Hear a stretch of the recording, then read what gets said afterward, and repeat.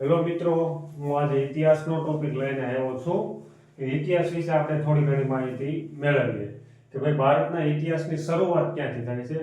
તો આપણે ઇતિહાસ વિશે થોડીક માહિતી કરશું, પણ ભારત દેશ આપણે નામ ક્યાં આધારે પડ્યો, એના ક્યાં ક્યાં નામ છે.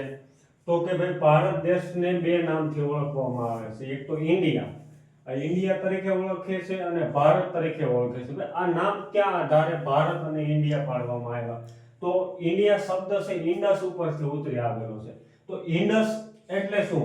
તો કે ઇન્ડસ છે એને સંસ્કૃત ભાષામાં સિંધુ તરીકે ઓળખવામાં આવે છે. આ ઇન્ડસનો જ મતલબ સિંધુ કહેવાય છે.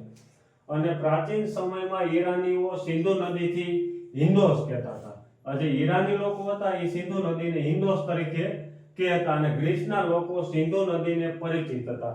હવે હું તમને એક આ ભારતના નકશા વિશે જ સમજાવી દઉં કે ઈરાનીઓ પહેલા આ ભારત દેશમાં વેપાર અર્થે આવેલા હતા, અથવા યુદ્ધ માટે પણ આવેલા હતા. તો ઈરાની લોકો જ્યારે ભારતમાં આવે છે ત્યારે એ સિંધુ નદીથી પરિચિત હતા. આ સિંધુ નદીને ઇન્ડસ તરીકે હિન્દોસ તરીકે ઓળખતા હતા. તો આ હિન્દોસ એટલે એ હિન્દોસ ઉપરથી ને આ હિન્દોસ છે એની ઉપરથી ભારત દેશને આપણે હિન્દુસ્તાન તરીકે ઓળખીએ છીએ. હિન્દુસ્તાન. અને બીજી વસ્તુ કે જો આ ગ્રીસના લોકો પણ સિંધુ નદીથી પરિચિત હતા. તેઓ સિંધુ નદીને પૂર્વ કિનારાને ઇન્ડિયા તરીકે ઓળખતા હતા, ઇન્ડસ તરીકે. એટલે કે આ ગ્રીસના લોકો જો ભારત દેશ તરફ એને પ્રયાણ કર્યા હતા કે ભારત દેશમાં એને એન્ટ્રી થઈ હતી, એટલે એ માટે થઈને જે ભારત દેશમાં આવ્યા હતા એને એ દેશને ઇન્ડિયા શબ્દ તરીકે ઓળખતા હતા.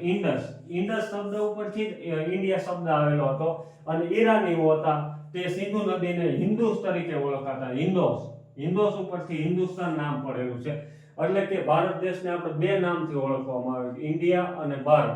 ઇન્ડિયા શબ્દ ને ઇન્ડસ પરથી ઉતરી આવેલો છે. આ ઇન્ડિયા શબ્દ ઇન્ડસ ઉપરથી ઉતરી આવેલો ને ઇન્ડસ નો જ મતલબ સિંધુ તરીકે ઓળખવામાં આવે છે. અને પ્રાચીન સમયમાં ઈરાનીઓ જે હતા, આ ઈરાનીઓ ભારત ઉપર એટેક કર્યું, તે સિંધુ નદીથી પરિચિત હતા.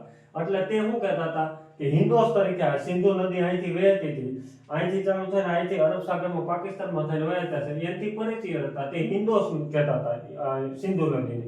એની ઉપરથી ભારત દેશને એક તો હિન્દુસ્તાન તરીકે ઓળખવામાં આવે છે. અને ઈરાનીઓ ગ્રીસના લોકો છે એને પણ ભારત એટેક કરેલું હતું. એટલે ગ્રીસના લોકો સિંધુ નદીથી પરિચિત હતા. તેઓ સિંધુ નદીના પૂર્વ કિનારાને ઇન્ડસ તરીકે, ઇન્ડિયા નામથી ઇન્ડસ કહેતા હતા અને ઇન્ડિયા નામ તરીકે ઓળખે છે. Thank you.